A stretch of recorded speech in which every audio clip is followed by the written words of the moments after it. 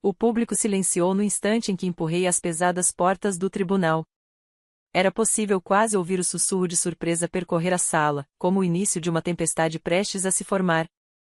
Minhas muletas batiam contra o piso polido de Denver com estalos ocos e ritmados, cada som era um lembrete de cada passo doloroso que me trouxera até ali.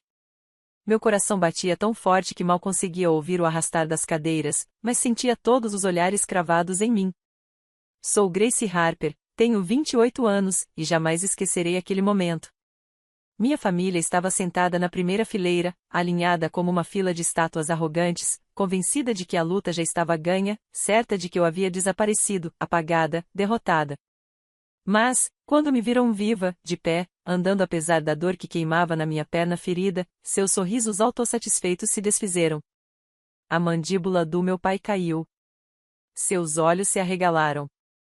E então ele viu a mulher ao meu lado e se levantou num salto, a voz trêmula quando gritou: "Meu Deus, é ela!" A sala inteira congelou. O som do grito dele cortou o silêncio como o vidro se partindo. Por um segundo, ninguém se moveu, nem o juiz, nem o júri, nem mesmo os advogados. O rosto do meu pai empalideceu como se tivesse visto um fantasma. Todos acreditavam que eu nunca sairia daquele leito de hospital, que eu estava quebrada para sempre depois do que aconteceu.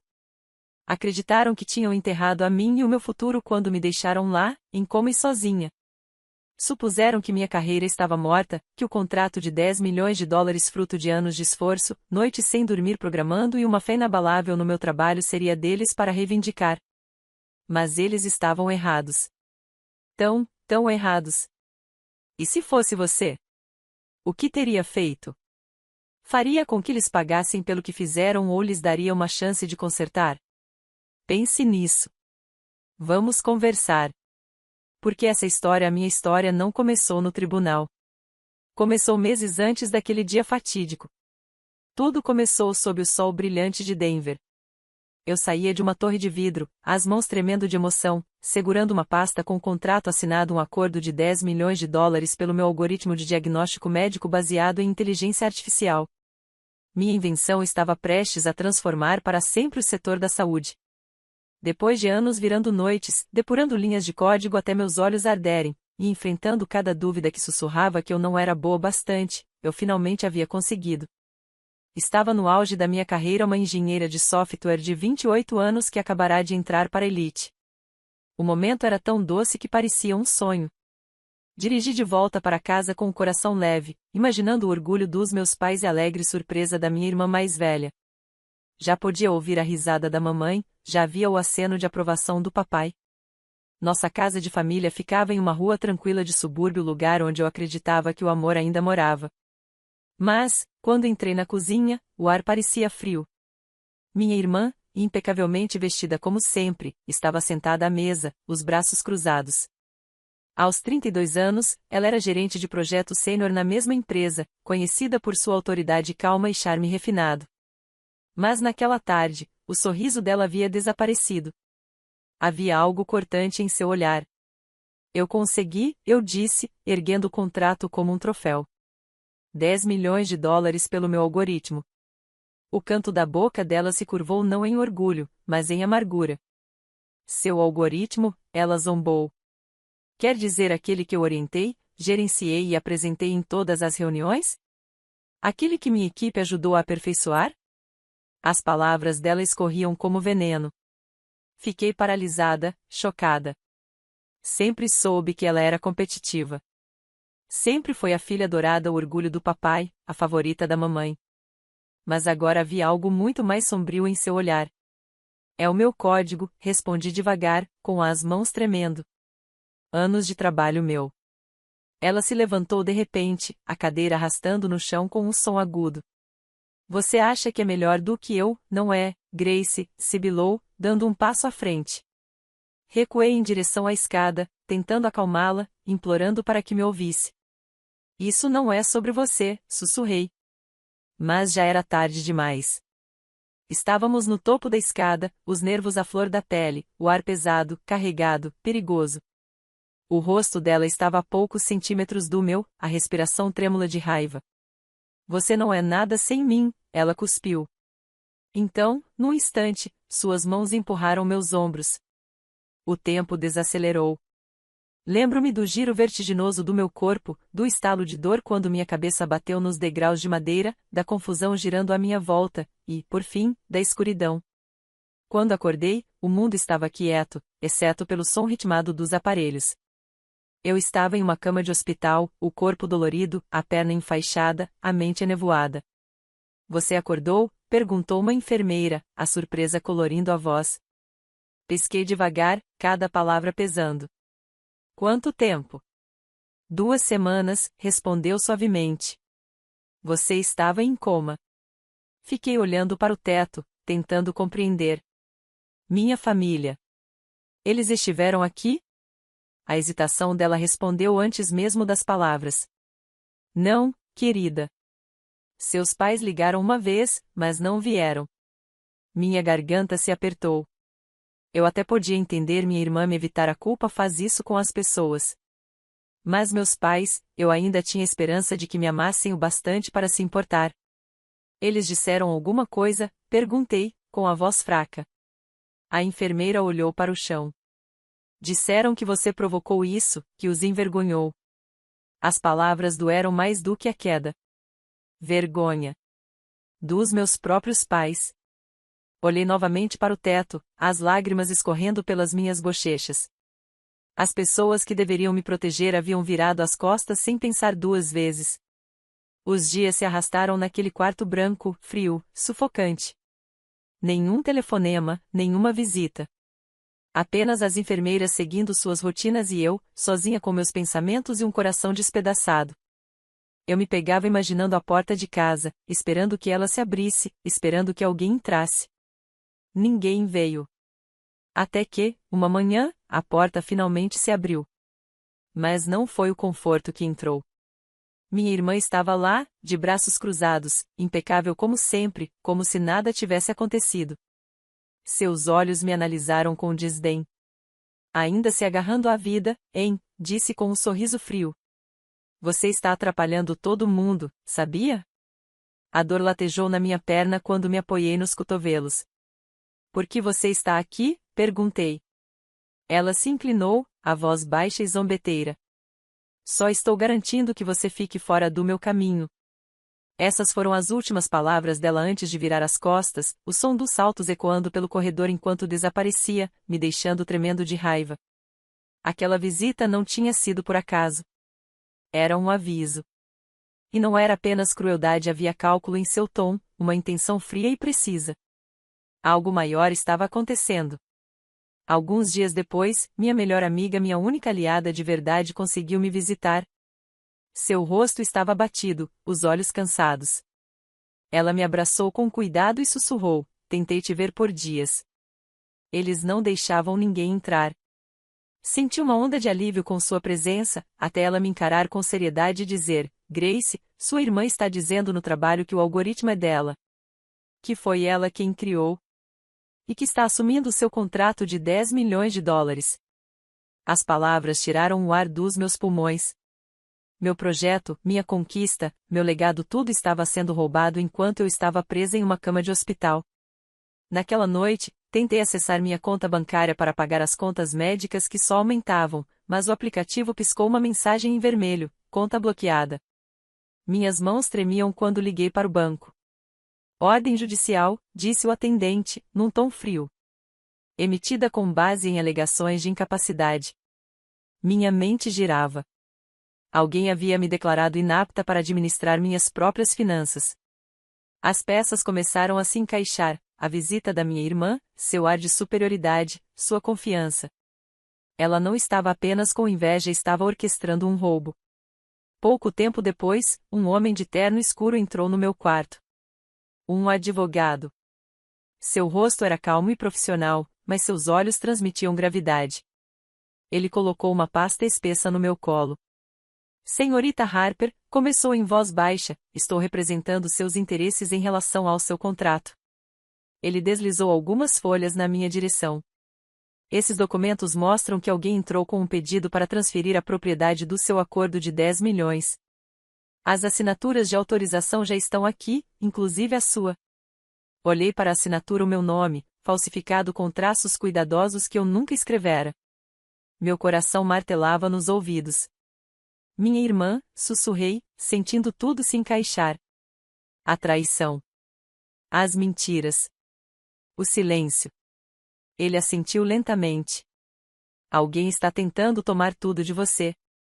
Apertei os papéis com tanta força que eles se amassaram entre meus dedos. A lembrança do sorriso frio da minha irmã durante sua visita me atravessou como uma lâmina. Aquilo tinha marca dela por todos os lados. Perguntei ao advogado como ele havia me encontrado. Ele explicou que um colega da minha empresa, preocupado com meu desaparecimento, o contratara para investigar.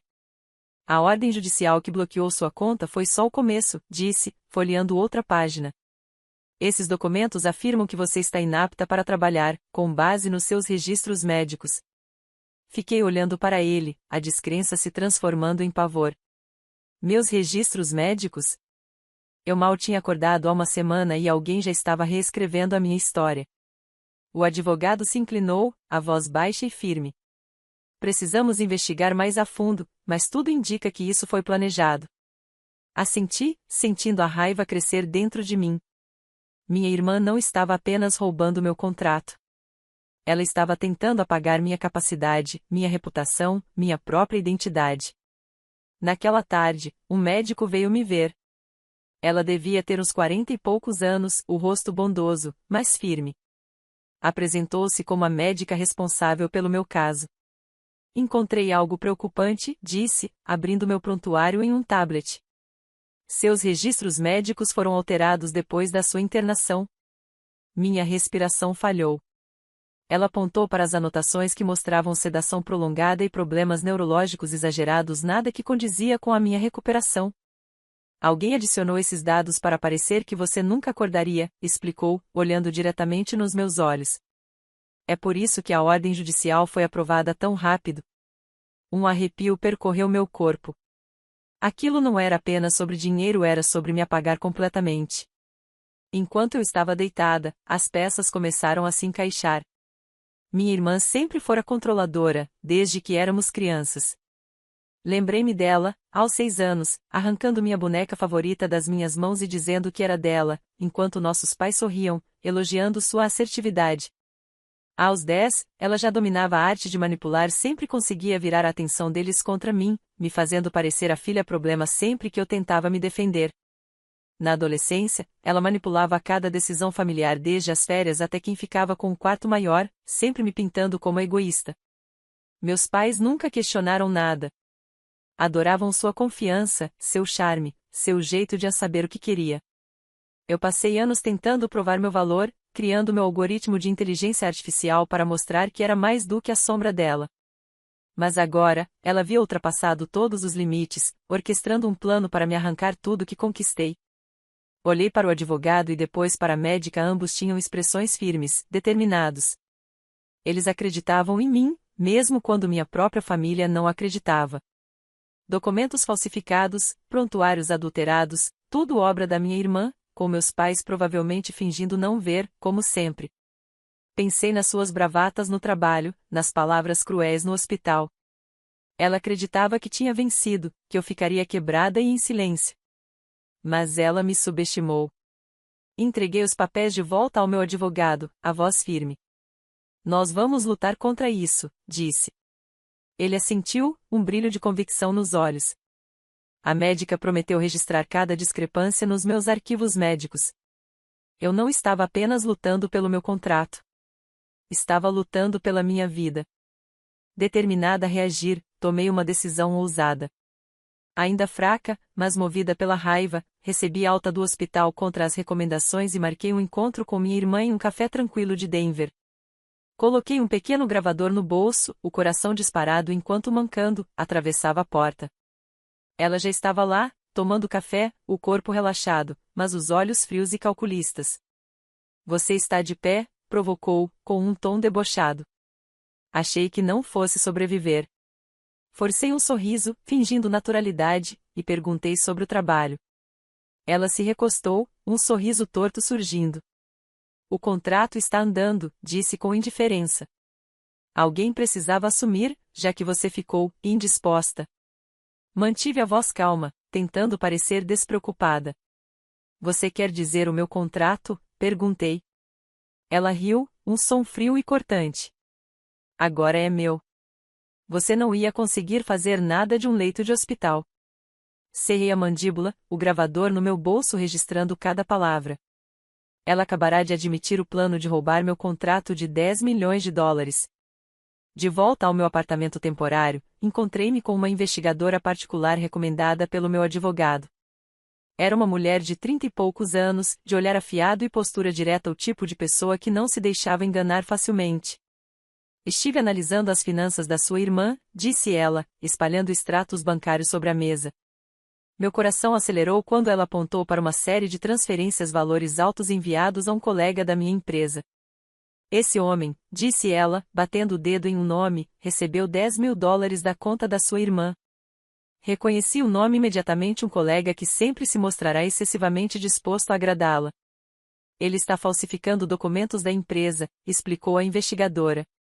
Alterando registros para fazer parecer que sua irmã foi a líder do seu algoritmo. Meu sangue ferveu. Ela não estava apenas roubando o crédito, estava literalmente pagando para reescrever a história. Mais tarde naquele dia, recebi uma ligação da minha melhor amiga. A voz dela soava urgente. Encontrei algo que você precisa ver, disse, enviando uma corrente de e-mails internos da empresa. Abri a mensagem, o coração disparando enquanto lia.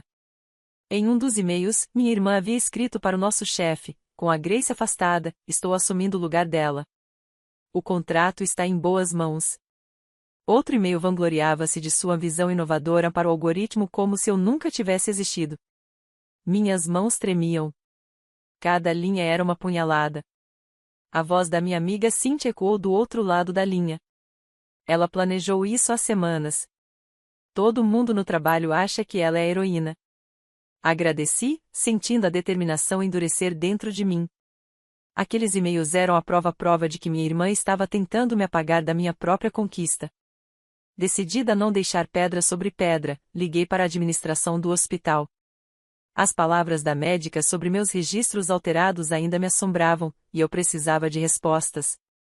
A administradora, uma mulher direta, confirmou minhas suspeitas depois de consultar meu prontuário. Há evidências de alterações não autorizadas, disse, a voz tensa.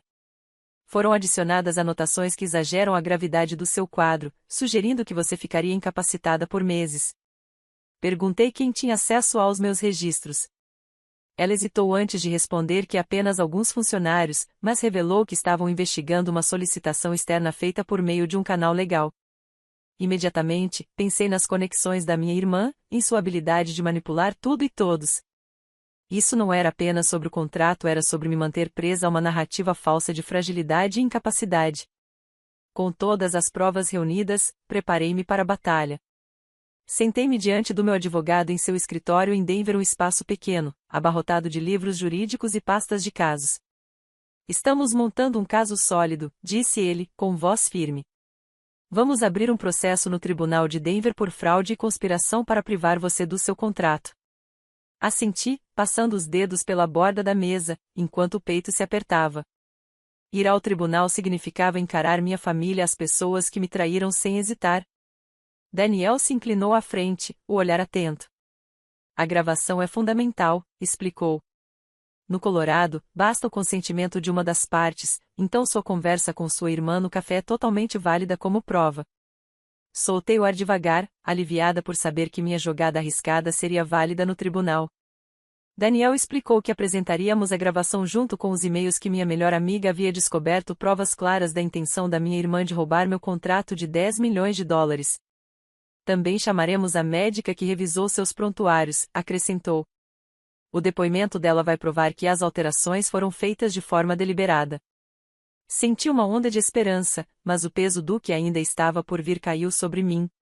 Aquilo não era apenas sobre vencer um processo, era sobre encarar a família que um dia eu havia confiado. Mais tarde naquele dia, encontrei-me com a médica em uma sala de conferências do hospital. Ela se sentou à minha frente, a postura serena, mas o olhar grave. Preparei um relatório detalhado, disse, deslizando uma pasta em minha direção. Ele confirma as alterações não autorizadas nos seus registros, anotações inseridas para exagerar a duração do seu como e sugerir incapacidade permanente. Folheei suas notas, o coração acelerado. As provas eram irrefutáveis.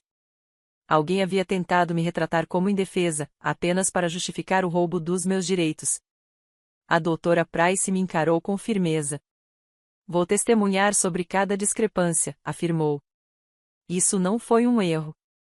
As palavras dela fortaleceram minha determinação, mas também despertaram emoções que eu tentava enterrar há anos. Ao sair do hospital, memórias antigas voltaram à tona, jantares de família onde minha irmã era sempre o centro das atenções, suas histórias recebendo sorrisos enquanto minhas conquistas passavam despercebidas. Lembrei-me do dia em que ganhei a feira de ciências aos 15 anos, apenas para minha mãe elogiar o projeto de arte da minha irmã. Meu pai, como sempre, balançou a cabeça, dizendo que meus esforços não eram práticos. Essa constante preferência por ela foi o que me empurrou a trabalhar mais, a criar meu algoritmo, minha prova de que eu era suficiente. E agora, eles estavam novamente ao lado dela, permitindo que manipulasse minha vida enquanto eu lutava para sobreviver. A dor daquela rejeição me atingiu como uma onda, ameaçando engolir minha coragem. Parei em um parque perto do tribunal, buscando ar. Sentei-me em um banco, o frio atravessando meu casaco, e deixei que a dor viesse. Eu não estava lutando apenas por um contrato, estava lutando pela verdade. Pelos anos que passei tentando provar meu valor. O dia do julgamento chegou, e eu estava pronta. O tribunal de Denver vibrava com tensão quando me sentei ao lado do meu advogado, as mãos firmes no colo. Daniel se levantou, a voz clara e firme ecoando pela sala. Temos provas irrefutáveis de uma conspiração para fraudar minha cliente, declarou. Ele começou exibindo a gravação feita no café ao momento em que minha irmã admitia roubar meu contrato de 10 milhões. A voz dela soou alta no recinto, agora é meu. Um murmúrio de choque percorreu a sala. Daniel então apresentou os documentos falsificados da empresa, mostrando como minha irmã e um colega haviam manipulado os registros para reivindicar meu algoritmo. Lancei um olhar para ela, seu rosto estava pálido, mas ainda desafiador. Em seguida, Daniel mostrou os extratos bancários que revelavam os pagamentos que minha irmã havia feito a Mark, o colega cúmplice, que agora se mantinha rígido em seu assento, incapaz de encarar ninguém. Essas transações provam a conivência entre eles, disse Daniel, com o tom firme e inabalável. Ele entregou à juíza uma pasta com os e-mails que minha melhor amiga havia descoberto, mensagens em que minha irmã se gabava de ter me substituído. As provas eram sólidas, cada peça se encaixando perfeitamente contra ela. Então, a doutora foi chamada ao banco das testemunhas. A doutora Price falou com calma, cada palavra medida com precisão. Os registros médicos foram alterados para exagerar a condição da senhorita Harper, explicou, levantando os prontuários. Entradas falsas foram inseridas para sugerir incapacidade permanente, usadas como justificativa para a ordem judicial contra ela. Os olhos da juíza se estreitaram, e senti uma centelha de esperança. A verdade estava vindo à tona. Minha irmã se levantou para se defender, a voz afiada, mas trêmula. Eu estava protegendo a empresa, afirmou, evitando o olhar da juíza. Grace era instável, incapaz de liderar. Suas palavras doeram, mas logo desmoronaram sob questionamento. Em seguida, Mark foi chamado. Ele gaguejava, visivelmente nervoso. Eu só estava seguindo ordens, disse, evitando me encarar. Sua desculpa fraca apenas aprofundou o franzir de sobrancelhas da juíza. Olhei para meus pais na plateia. O rosto deles era um retrato de choque e negação. Minha mãe segurava o braço do meu pai com força, os lábios tremendo. Meu pai, normalmente frio e contido, agora parecia abalado. Eles haviam permitido os abusos da minha irmã por anos, mas naquele momento, a cumplicidade deles estava exposta diante de todos. Daniel me chamou para testemunhar. Meu coração batia rápido quando subi ao púlpito, sentindo todos os olhares voltados para mim. Falei sobre meu algoritmo, os anos de trabalho e dedicação que dediquei a ele, e a dor de ser traída e empurrada a escada abaixo. Contei sobre acordar no hospital, abandonada pela minha própria família, e descobrir a trama para me tirar tudo que conquistei. Eles achavam que eu ficaria calada, disse, a voz firme apesar do nó na garganta. Mas estou aqui por justiça. O tribunal ficou em silêncio absoluto. O peso das minhas palavras pairava no ar. Minha irmã me encarava com raiva, sua confiança se esvaindo. Meus pais desviaram o olhar, incapazes de me encarar. Pela primeira vez, senti a balança do poder se inverter.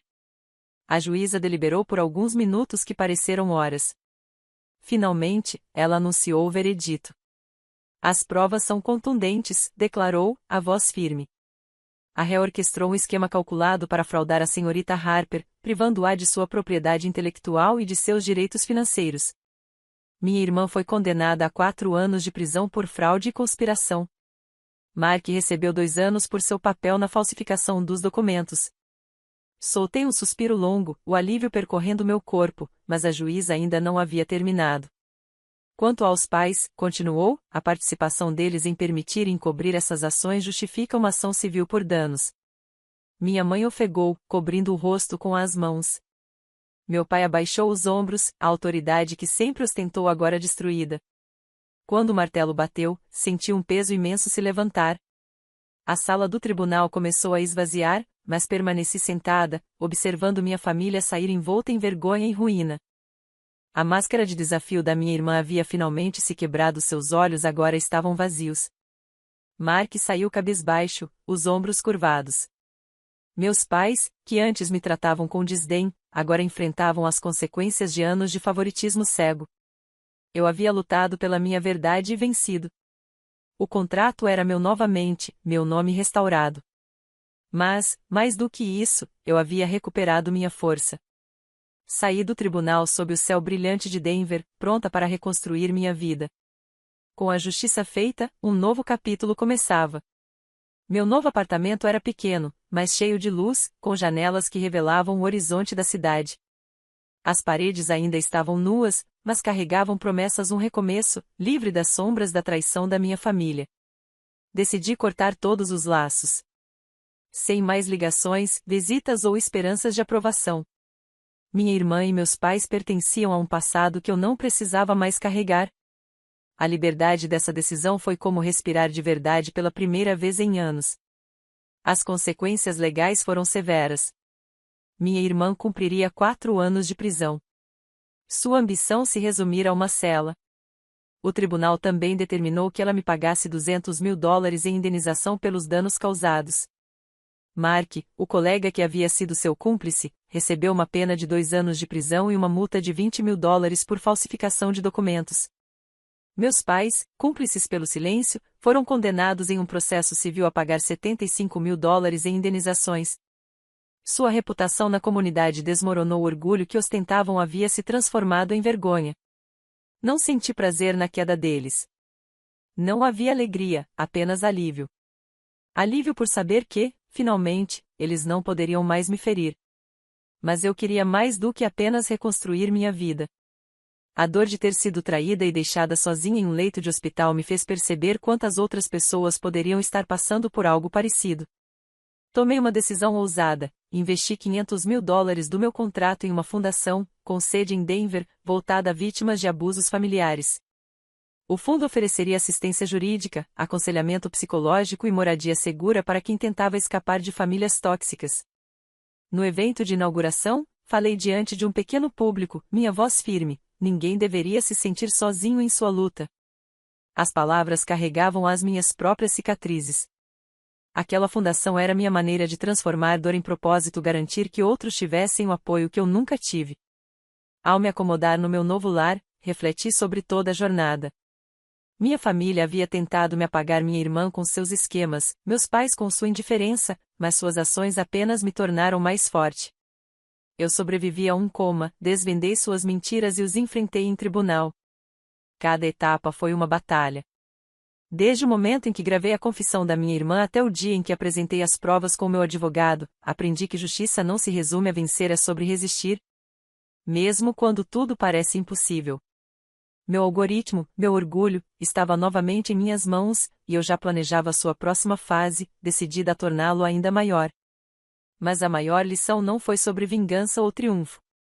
Foi sobre autossuficiência. Durante anos, busquei a validação da minha família, tentando conquistar o amor deles com feitos que nunca valorizaram. Mas, naquele leito de hospital abandonada e traída, encontrei algo melhor, minha própria força. Eu não precisava da aprovação deles para saber o meu valor. Minha determinação me sustentou através da dor, das mentiras e do tribunal. Ela me ensinou que ninguém pode roubar meu futuro a menos que eu permita. Olhando para as luzes de Denver brilhando abaixo da janela, eu finalmente soube, eu era o suficiente. E estava pronta para construir uma vida do meu jeito.